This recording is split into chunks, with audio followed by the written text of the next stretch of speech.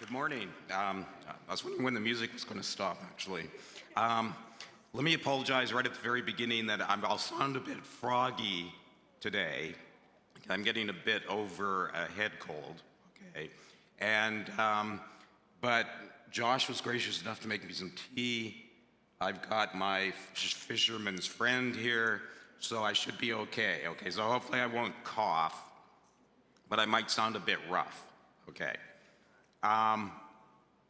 Let's begin then. Today what I'd like to speak on is a passage. In fact, Pastor John recommended a few weeks ago that I speak on this passage because it ties in very well with many of the things that we've been talking about in recent weeks, okay?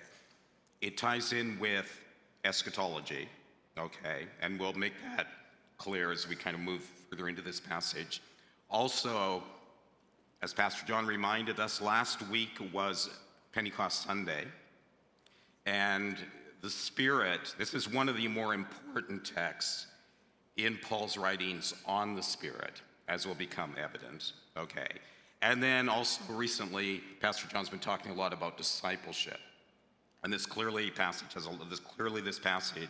has a lot to say about the Spirit in the life of the believer as the believer navigates this present age, as we live in this time between the ages, okay? When you're looking at a biblical text, it's a lot like, you probably all use Google Maps, right? Where you can kind of zoom in and zoom out. And always the challenge when you're preaching on a text is, how much do you want to zoom in? How much do you want to zoom out? Because really to study any kind of text effectively, you have to kind of navigate that, okay? And what we're going to do with this text, I'm not going to cover everything because, again, this is one of the most involved passages in all of Paul, okay? And so I'm just going to zoom in on a few particular things, okay? This is a passage that you could preach many sermons on it because it's that sophisticated and it's that complex, it's that important, okay? But what I want to primarily focus on today is, first of all, this concept of longing, okay, because this is very important for understanding what's going on in this text. And then also the Spirit, and particularly how the Spirit assists us in this present age that is more or less defined by longing, okay? So those will be kind of what governs how we're going to approach this particular text, okay? And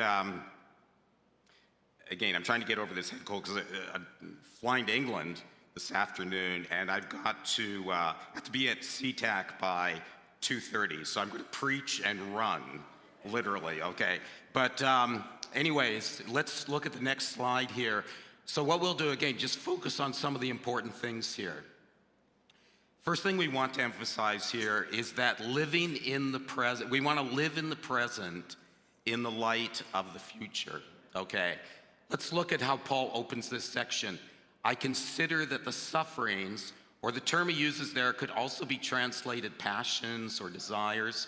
I consider that the sufferings of the present time are not worthy of comparison to the coming glory that is to be revealed to us. Okay, let's turn to the next slide here. You'll note that Paul draws a contrast here between the present and the future. When we talked about eschatology a few weeks ago, we noted that eschatology is not in the Bible just for the purpose of curiosity or speculation, just so we can kind of, like a crystal ball kind of thing, we can try to figure out what's going to happen next. That's not the purpose of eschatology in the Bible. It is there to help us in the present, okay? Paul recognizes that the present is characterized by struggle. The present is not always going to be easy. Our lives in the present are pressured lives.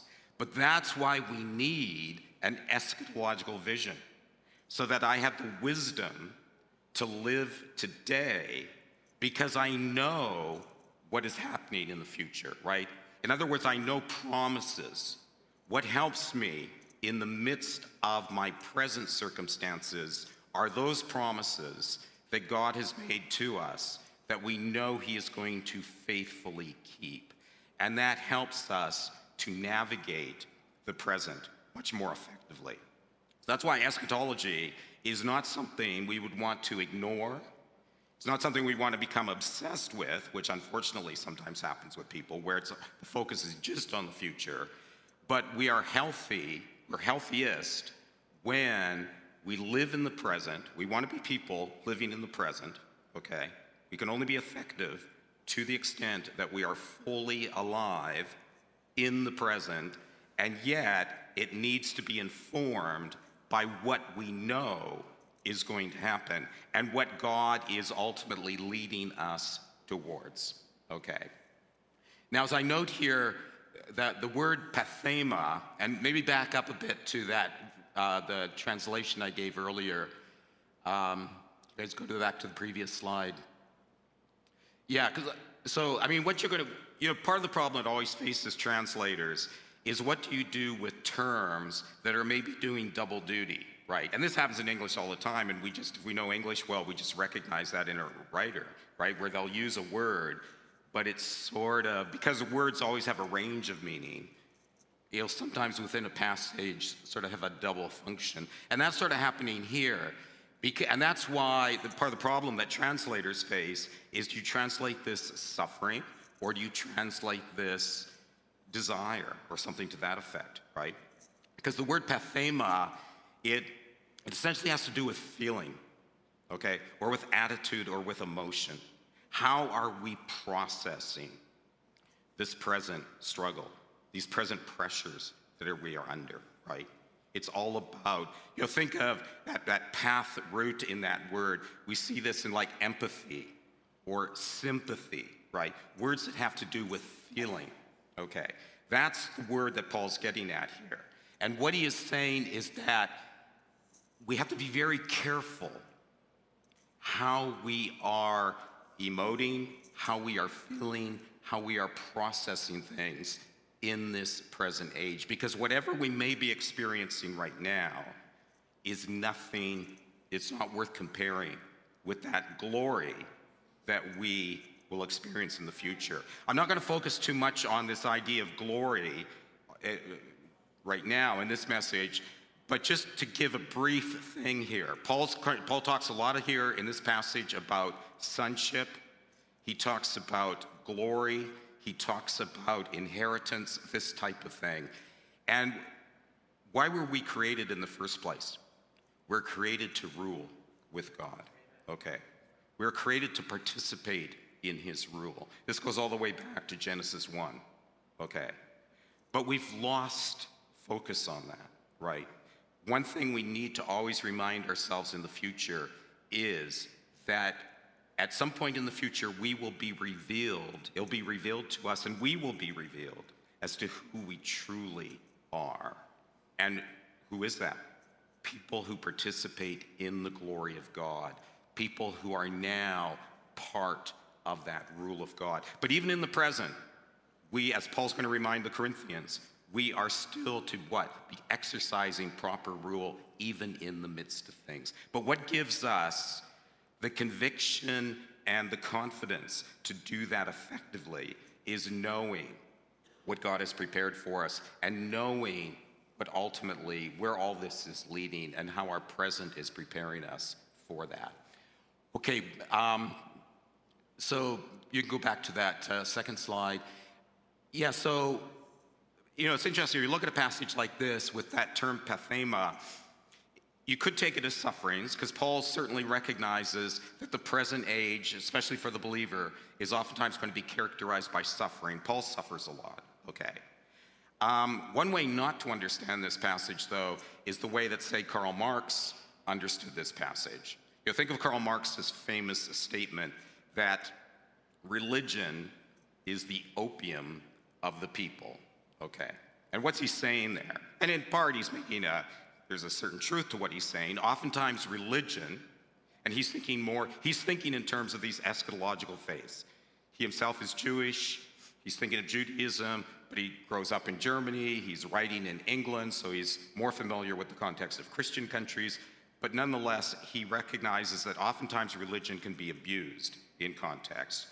And he's thinking, well, he's misreading, but he's sort of thinking probably of passages like this. Because oftentimes how a passage like this has been misused in the past is saying to people, don't worry too much about the sufferings, about the oppression, about the injustice, about the inequities of this present age. Just keep your mind on those rewards that are in store for you in the future. And Marx saw where oftentimes religion can be misused and abused in that way, in getting people to just focus on the future and distract them from the oppressive situations of their present. That's not what Paul is talking about, okay? And we'll look at a better way of understanding what Paul's talking about, even if we wanted to put the accent more on the suffering here. But I think we also want to look at the fact that Paul's putting the focus here very much on desire, okay? Because what Paul recognizes is that even as Christians, as long as we are in this present age, we still feel that pull, okay? We still feel, the only other time he actually uses this same term in Romans is in chapter 7, just a few paragraphs earlier than this, where he talks about those passions. When we were living in the flesh, he said, we were what? Influenced by those passions of sin. Okay, because there's always that. And even as Christian, Paul recognizes that even though we're no longer living in the flesh, we still feel that pressure, okay, to sometimes act out in ways. And what Paul wants to say is don't give in to those impulses, even though there's pressure on you at times to maybe act in certain ways that are inappropriate for a Christian to act. Don't fall into that trap. Think that you are a son of God. You are someone God is preparing right now for the purpose of rule. You are someone who will one day participate in the glory and the majesty and the dignity of God. Let that shape the way that you live today. Let that inform the choices that you are making today. C.S. Lewis follows this kind of line in probably one of his most famous essays, The Weight of Glory, where again, he's thinking more of a Corinthians passage, but he's talking about that concept of glory, right? But know what he says here with respect to passions and desires. He says, we are half-hearted creatures, fooling about with drink and sex and ambition, when infinite joy is offered us. We're like an ignorant child who wants to go on making mud pies in a slum because he cannot imagine what is meant by the offer of a holiday at the sea. We are far too easily pleased, okay? And the enemy would definitely want to distract us and pay us off in a really cheap kind of way by getting us to focus. Because think, what does our culture focus on? These very things. They focus on drink, sex, ambition, right? Because without an eschatological vision of who you are, where you came from, where you are going, why not just eat, drink, and be merry, right? I mean, that is the philosophy oftentimes of people. But even Christians can get distracted. And we want to be very careful that again, we keep this vision of the holiday by the sea, right? So we're not content with just making mud pies in a slum, okay? And that's essentially what Paul is sort of getting at in this statement here. Next slide, please. Okay, second thing we want to look at here is that the present age is defined by longing, okay? So look at these next few verses. For the longing of creation awaits the revealing of the sons of God. For creation was subjected to futility, not willingly, but on account of the one who subjected it, in hope that creation itself will be set free from the slavery of decay to the freedom of the glory of the children of God. Okay, so as I mentioned before, we want to focus on this term longing. Okay, next slide, please. What's interesting, especially whenever I'm doing anything on Paul, I always make sure because Paul can be so complex in the way he uses language, the way he writes Greek, that I find it very helpful. You just have to kind of sentence diagram Paul, okay?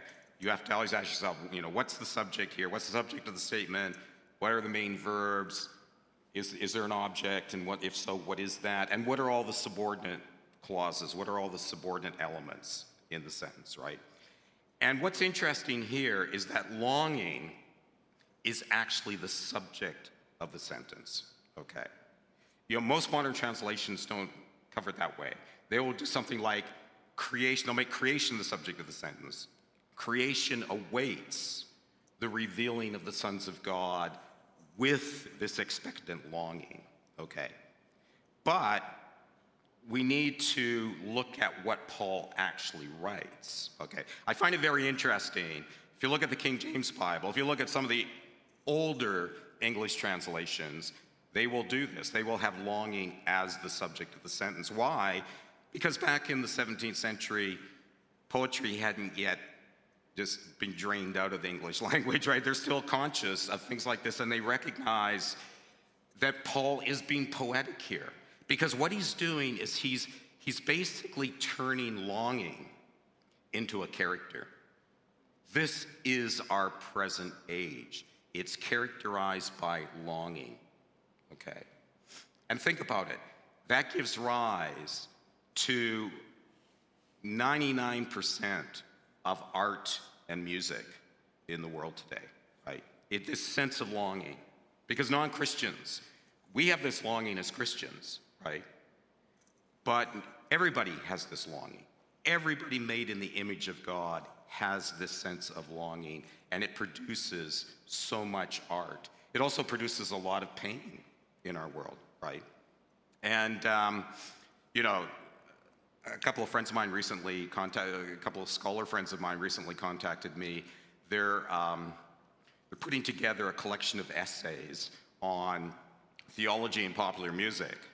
So they asked me to contribute an essay to this. So I said, well, I'll contribute an essay if I can write on spiritual longing in the music of Jimi Hendrix. Okay. I mean, that shouldn't surprise any of you, right? And they said, yeah, that would be great. Because to me, Hendrix, I don't know how familiar you are with him, but he's a good example of someone who, and again, it's his music. It's not just his lyrics. You see this often in his lyrics, but the way he uses his guitar, right? It's not surprising that the first posthumous album that comes out shortly after he dies is called Cry of Love, right? Because there's this crying, the way he bends strings, the way he uses the electronics of his guitar, he creates so much emotion, right? And that's why he's oftentimes regarded as kind of the defining guitarist of the whole rock era, right? But there's a spiritual longing to Hendrix, right? I mean, his mother, it's interesting, I finally preached a sermon where I got to include both C.S. Lewis and Jimi Hendrix, the two formative influences on my young life, right? But both of them lose their mothers when they're young. Both of them are at least in their early lives. C.S. Lewis, when he's about 30, comes to faith, but both of them are kind of pained artists throughout their late teens and early 20s, right? But there's that longing that, again, even we as Christians can learn something from. There's a lot we can learn from non-Christians because they are tuned into the realities of the present age. Our job is to give them hope. But they oftentimes articulate, even better than Christians do, what this longing is all about, okay? And the reason for this longing is everybody recognizes, especially these people of an artistic bent, they recognize that things are not as they were intended to be. There is something wrong with the world as we see it, right? And Paul says amen to that. Because again, as we just read, Paul says, why this longing? Because all creation was subjected to futility. There is an emptiness at the very heart of this fallen present age, okay? And part of what Paul's doing here is he's making allusion to Genesis 3. Right after the sin of Adam and Eve, when God speaks now to Adam, what does he say? The ground is cursed because of you. The work that I set for you will now become what? Toil.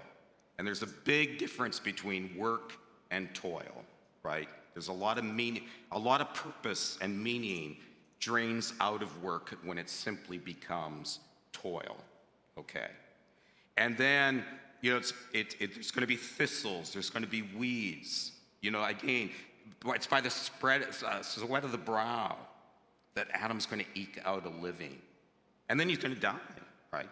Genesis 3, basically it's what? You toil hard and then you die. That's futility. That's what Paul's echoing here. There is something about the present order that is wrong. Why? Because it does not, that goodness that we see in Genesis 1, when God creates, and what does he say? It's good. He looks at it. It is good. It is good. Even though all the goodness isn't drained out of creation, a lot of the purpose, a lot of the meaningfulness of creation has been drained out. And that's what Paul's getting at when Paul talks about creation being subjected to futility. The language he uses here, think in the book of Ecclesiastes, where you find this same terminology is in the very opening of Ecclesiastes, which again is this kind of world-weary book in the Old Testament. But what does Solomon write there at the very beginning of the book? Vanity of vanities, all is vanity.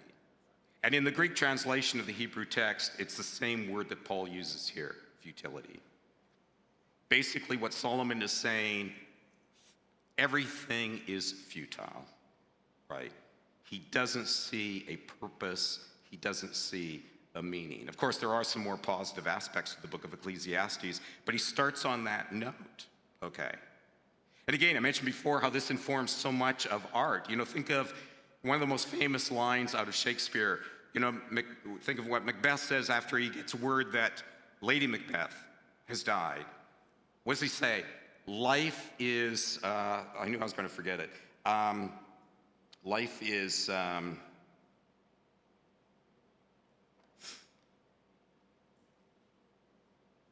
here we go. Life is a tale told by an idiot, full of sound and fury, signifying nothing. Okay. That's a pretty bleak statement, isn't it? Okay. Life is a tale told by a fool. Okay. What's Macbeth saying? There's no purpose. There's no meaning.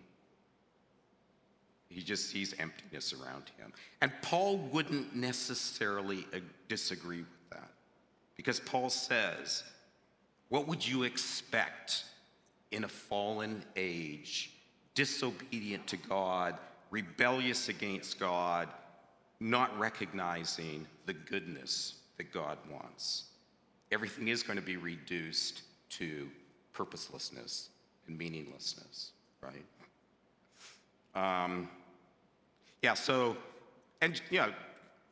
We don't have to go far with futility. I see futility every time I drive in the Seattle area. It's futile, right? I know if I'm stopped at a left turn signal and there's more than 4 cars in front of me, I know I'm not going to get through that light. Because 2 of those people are asleep while they're at the intersection, and the other 2 are on their phone, right? So by the time they all wake up and realize what's going on, that the light has changed, it's already red again, right? So there's a futility, and again, that's a joke, obviously. It's first world problem type things, right? But it just speaks to the fact that everywhere you look around you, there are examples of just futility, okay? Things fall apart, in other words. Things are never, and even when we all experience this, I never ever write a paper that's as good as what it was when I first imagined it, right? That's just true of any, we work in our gardens, but it's never quite as beautiful as we anticipated it was going to look when we start the project, right? Those kinds of things, and that's just part of, again, it's nothing to be in despair about, but the point is, in this present age, things are never as meaningful or purposeful as we might think. But Lewis turned this to advantage. I'm not sure how familiar you are with C.S. Lewis's whole theology, but he's very much informed by this German concept of Sehnsucht, okay? So this, I don't know why he particularly was drawn mainly to this German term, but it's really this German word that means longing. And it basically became the defining term for Lewis's life in many ways, okay? It's not surprising that when he wrote an autobiography, he called it Surprised by Joy, because when he was looking for sort of a close English equivalent to this German term, he settled upon the English word joy. Okay, so when he writes this autobiography, he calls it Surprised by Joy. But what does he mean by this concept of Sehnsucht? He means that in life, you always get these glimpses of something, these glimpses of beauty, these glimpses of something very profound. And it tells you that there's nothing in this world, because what Lewis says is that if you go through life and you realize that there's a deep longing you have that isn't satisfied by anything in this present age, whatever good relationship you might be in, it still never fully satisfies that longing, okay? Or you can have the most successful career possible, but it never really fully satisfies that longing. Because when he was a young man, not yet at faith, he would get these glimpses of things, and that's ultimately what brought him to faith. And he would encourage people to interrogate that experience, because that's really God calling you, right? Because what Lewis would say is that God calls us through our longings. And that's certainly how he came to faith. He realized that there is nothing in this present life that is totally going to satisfy that longing. And what did he say? His argument from desire is if there is something that we long for that can't be satisfied by anything in this present life, what should that tell us? That we were created for someplace else. We were created for someone else, right? That longing is there for a purpose, okay? And it's not Lewis that invents this idea. It's very central to Paul's apocalyptic gospel, because throughout Romans, Paul uses this language of apocalypsis very often, this language of revelation. We see it in this passage. He uses that language of revealing revelation very often. But it goes all the way back to chapter 1, because what Paul would say at the end of chapter 1 of Romans is God has left his fingerprints everywhere in the world, right? And there's echoes of God's voice everywhere in the world. Unfortunately, what humans tend to do is suppress that.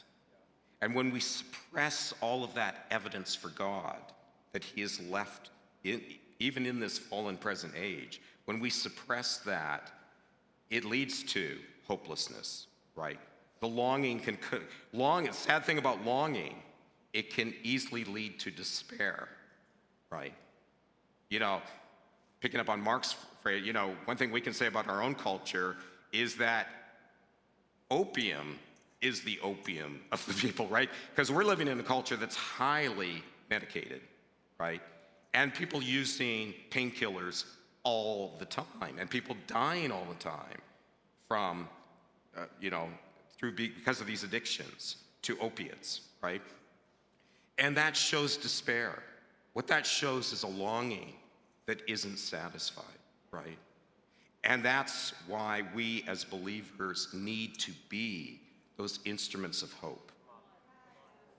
Meeting people at that level of longing, right? That's where we need to be attentive when people are speaking, attentive to when they're vocalizing that longing, because that becomes the entree for us to then begin to talk about hope to these people, okay?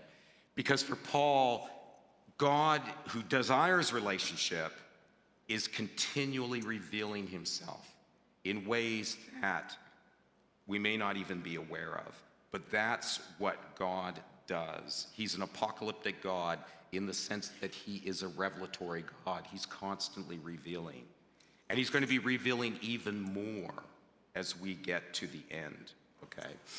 Okay, next slide, please. So what makes us different as Christians is that our longing is mixed with hope. And this is a particularly interesting passage. Note this. We know that all creation groans in pain together until now. And not only that, but we also, who have the first fruits of the Spirit, groan in ourselves as we await sonship, the redemption of our bodies. For we were saved in hope, but hope that is seen is not hope. For who hopes for what is seen? But if we hope for what we do not see, we wait for it with patience. Okay. But note the language here. All creation is groaning. That longing, it's that longing that prompts this groaning. But all creation is groaning. Why? Because creation itself recognizes this is not what God ultimately intended, right? There's a frustration in the present order. But even we, as believers who have the first fruits of the Spirit, we groan in ourselves because what? We recognize that we are not yet where we will one day be, okay? I mean, we all right now inhabit these bodies that get congested, right? And we inhabit these bodies that are in decay. I mean, we're all, as Paul mentioned just in the previous statement, this slavery to decay. That's what characterizes the present age. But we realize intuitively that this was not God's plan, right? And so we groan, and it's the Spirit within us that groans, anticipating the full redemption and that sonship that we will one day fully blossom into when Christ returns. Okay, turn to the next slide, please. Yeah, and what's important to recognize is that the Spirit that prompts this groaning, right? You know, when Paul's thinking of the Spirit, he thinks of the Spirit's role in creation and recreation. Because the Spirit is very active in creation, and obviously the Spirit of God has a vested interest in creation. The fact that all creation groans at present is in part prompted by the Spirit, the creative Spirit of God, because nature itself recognizes something is wrong, right? But we, especially who have the first fruits of the Spirit, because that's what it means to be a believer, you know, that eschatological spirit, that spirit of the age to come, is presently dwelling within us, right? There's a seed that God has already planted within us that is growing, right? And even though we are still subject to that decay, even though all of us are moving towards the grave, right? And all of us are aging and all of us get weaker as we get older, the point is this seed is growing within us, right? And that seed will ultimately reach a maturation. But as we live in that meantime, what the Spirit does, that Spirit within us, prompts a groaning because we become more and more acutely aware of how out of kilter this present age is, right? The more we see God and know the ways of God, the more aware we become of just how dysfunctional things are around us. And that's part of this groaning is all about, okay? Again, it's part of our empathy for the unsaved around us, part of our empathy for those who only know the longing and don't have the hope, okay? Because what would be the difference between hope and longing? If you have mere longing, that can lead to a pessimism and a despair, okay? You know, I noted earlier that pretty well all art and music is rooted in this longing, but, you know, 100% of suicides are rooted in this longing. but a longing that ends in despair, that ends in hopelessness, right? We may be still longing, we're still certainly groaning as Christians, but the difference we have is we know how the story ends. We know that this is not a tale told by an idiot, right? We know that we are in God's story, and this is not a story that is meaningless. This is a story that is heading somewhere, and it may involve struggles today, it may involve pressures today, but nonetheless, it is moving somewhere good. And that's what hope is. We don't see that yet, and note how often Paul will talk about how hope is that which is not seen, right? So we have to trust. We have to trust God. Hope is wedded to trust, but it's hope that helps us overcome the futility, okay? It's hope that, even when I have to sit through a second round of lights at the intersection, God's still king, right? And my life isn't that impaired by being 5 minutes late or getting somewhere, right? That's what hope is. I can put all the things of this present life in proper context, right? I see the futility, I can see the longing, I sense that longing, but it's mixed with hope, because ultimately I know that God will carry me across this finish line, and that what God has in store for me, he will finish, he will complete, okay?